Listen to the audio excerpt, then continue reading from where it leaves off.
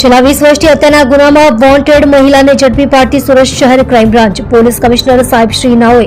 સુરત શહેરના જુદા જુદા પોલીસ સ્ટેશનમાં ભૂતકાળમાં બનેલા ગંભીર ગુનાઓના નાસ્તા ફરતા આરોપીઓને શોધી કાઢવા જણાવેલ.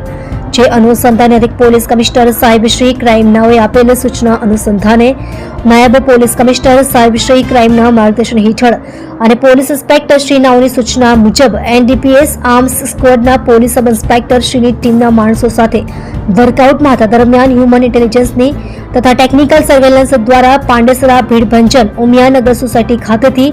લિંબાયત પોલીસ સ્ટેશન ગુનો રજિસ્ટર્ડ નંબર 288 2006 એપિકો કલમ 302 307 323 114 188 મુજબના ગુનામાં વોન્ટેડ મહિલા આરોપી સુગિયાની હજારી ઉર્ફે અજય કીર્તન